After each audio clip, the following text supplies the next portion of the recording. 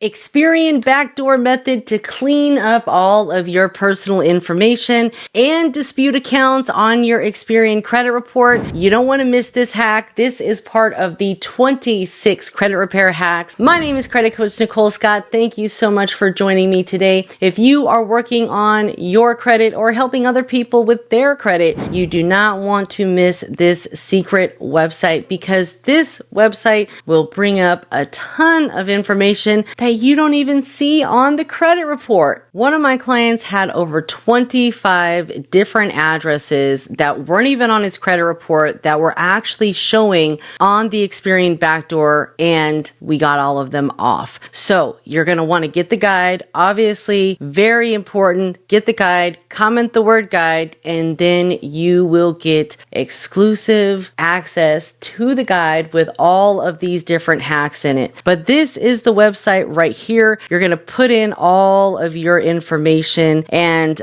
if it doesn't have an asterisk next to it, it means that it's not required, okay? But this is where you're going to access the backdoor method for Experian. You'll enter all of your information and then start disputing away. Dispute all unknown addresses, all addresses that are not correct. Because at the end of the day, when it comes to optimizing your credit profile, you only want one name, one address, all right? And this is a great way to clean it all up. But unfortunately, it's only for Experian. You can still clean up the others online and, try to dispute everything online, or you can do it in a letter, or you can do it over the phone. But this is really easy to do with Experian because you don't have to supply any proof documents. You can literally go down the line and dispute all of these outdated addresses, errors, and then you can proceed to dispute all of the accounts. Now, what I would do in your case or anyone else's case out there is I would first attack all of the personal information first before I even touched anything else, okay? I'm talking about going through disputing all of the incorrect name spellings, because again, you only want one name. And then moving forward, make sure you have your funding ID card, all of the information that you use on credit applications, because you want it to be the same for each and every application. Whether you're using a middle initial or not, I would just recommend using first name and last name and the same address variation. All right. You can dispute any misspelled names, unknown names, inaccurate names, or names that simply do not belong to you. Same thing with the addresses. You want to go through and dispute any and all unknown or old addresses that are no longer valid. Now, some of these addresses might be connected to an old account, so they might not let you dispute it or remove it online. But that's okay. Dispute what you can, get those off. You might have to do that one as a manual process over the phone. Just document it, because sometimes not all of this data is listed on your actual credit report, which is odd, right? Now, once all of the personal information is cleared up, then you can go right back through, same process, get logged in and start going through all of the accounts or data on your credit report that you want to dispute. And there you go. That's it. Easy peasy. Now, if you are new here, make sure that you have subscribed to the channel. Most importantly, get the guide. The guide is in the description below. You can also comment the word guide and I'll be happy to send it on over to you. Most importantly,